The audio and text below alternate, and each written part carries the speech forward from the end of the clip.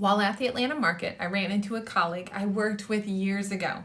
I was only out of college a year and started working for a company as a buyer. This was my first introduction to the gift market and the gift and home industry.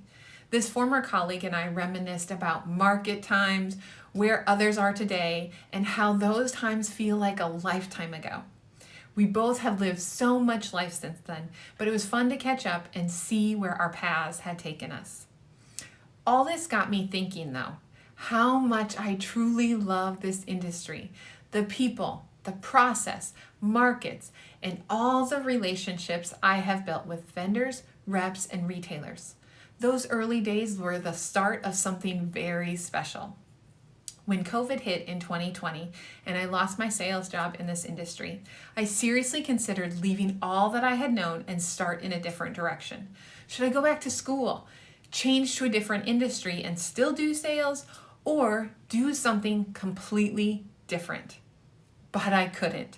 This industry had captured part of my heart all those years ago, and I couldn't deny the thoughts that I had to do something to help wholesale vendors and reps in this industry with what I had learned through the years. This year, market is different, and so much has changed. But what hasn't changed is the love I have for this industry. It is a joy to have great conversations. Great conversations build great relationships, and that is what this industry is built on. I love to have great conversations about business and on the personal side of life too. I want to hear about your kids, your trips, your hobbies, just as much as I want to hear about the ups and downs of business. Great conversations lead to strong relationships. So if you didn't get to have great conversations with all your customers during markets, then after market is definitely the time to do it. Take the time after market to contact your customers and have conversations. Here are 3 tips for you. First, contact all your customers. Don't just rely on the reps to make appointments with their customers. All your customers should be called. Reps may not be able to get to all of the customers, so it's important to identify which customers should be contacted by reps and which customers should be contacted by inside sales.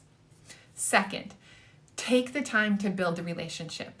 You may want to keep the conversation short and sweet if you have a long list of customers, but again, we are in a pivotal time with the ramp up of COVID to build relationships.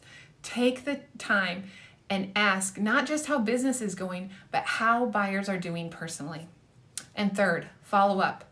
Most of the time, you won't be able to get your buyers on the phone the first time you call. So make sure you follow up. And if the customer tells you to call back at a certain day or time, then do it.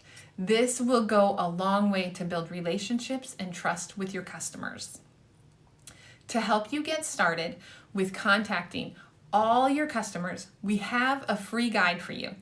This guide takes you through what reports to run, questions to help you make decisions, and customer characteristics that helps you to identify which customers are perfect for inside sales and road reps too.